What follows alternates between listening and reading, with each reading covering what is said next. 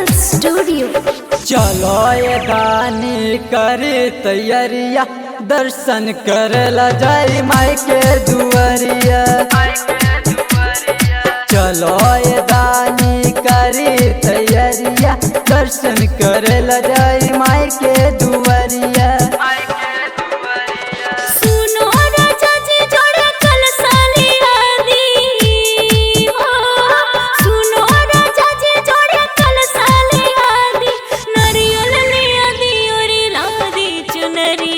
चलो ये दानी करे तैयारिया, दर्शन करला जाई माई के दुआरिया। चलो ये दानी करे तैयारिया, दर्शन करला जाई माई के दुआरिया। राजा पटसोनी।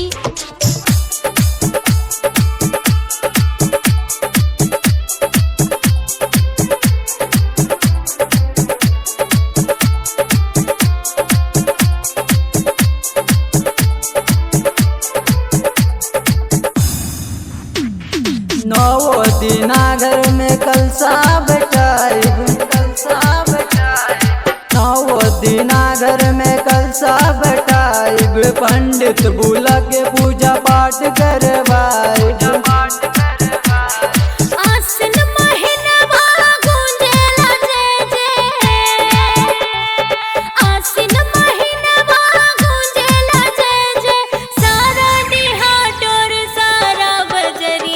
चलो ये दानी करे तैयारिया, दर्शन करला जाई माई के दुआरिया।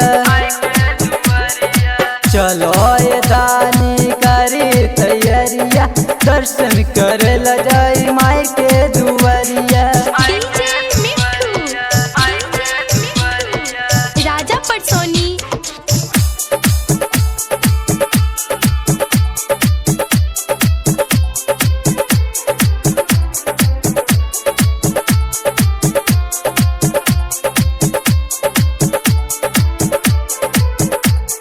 भोरे भोरे जाके अड़हुल ले आई,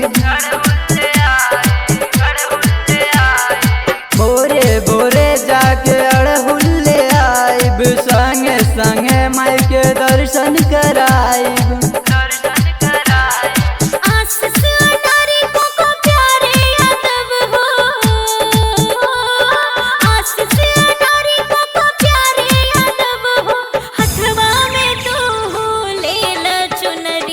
चलो ये दानी करे तैयारिया, दर्शन करला जाई माई के दुआरिया।